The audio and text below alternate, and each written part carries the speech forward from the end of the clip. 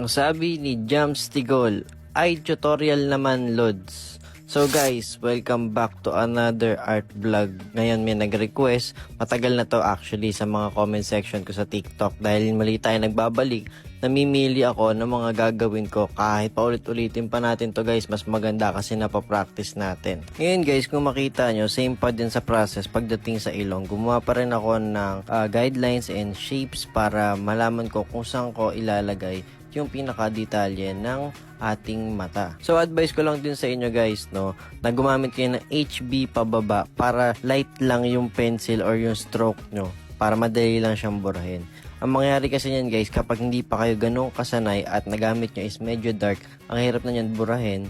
Tapos ang mangyayari pa dyan, minsan nagkakaroon pa ng sugat yung pencil, nagkakaroon ng lalim. So ang hirap na niyang remedyohan.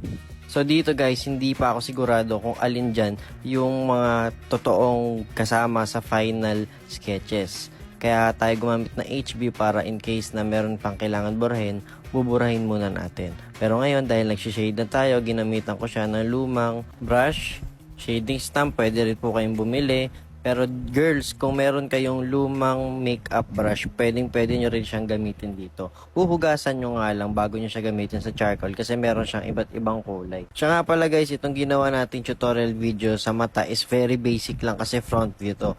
Ngayon, kung may magre-request dyan ng iba't ibang view, ng iba't ibang part din ng katawan, iisa-isahin natin yan. Just comment down below at pag napansin ko yung inyong comment, gawin natin yan. As much as I can, I want to help you guys and gusto ko matuto din kayo ng drawing. Going back sa video natin guys, kung makikita nyo, yung mga lines natin is hindi na ganun ka-visible kasi nga nagsishading na tayo. Dapat yung ating drawing ay dinidefine na siya ng light and dark kung saan nagkakaroon na ng contrast at shading. Ngayon, muli ko na naman kinuha yung aking Copic eraser. Isa itong hugis lapis na ang laman niya ay pambura. Para saan po ito? Ito po ay ginagamit upang magkaroon ng highlight ang ating mga drawing sa piling area kung saan po kailangan medyo sharp at detailed na tayo. Ngayon, meron din tayong isang pambura na kung saan ang tawag ay kneaded eraser. Yun po ay usually na pagkakamalang clay. Pero sa totoo lang guys, maganda yun kasi hindi siya nauubos. Yun nga lang, iwasan natin siyang malaglag kasi po dumidikit sa kanya yung mga dumi. Kung makikita nyo nga dito is sobrang smooth siya kumpara dun sa pencil eraser natin. Ngayon, I'm just doing back and forth, erase, then put some details para po makita na natin kung ano yung kulang at sobra.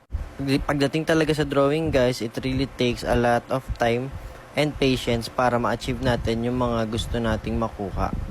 Kailangan talaga natin obserbahan ng maigi ang mga detalye at huwag tayo magpadala sa excitement.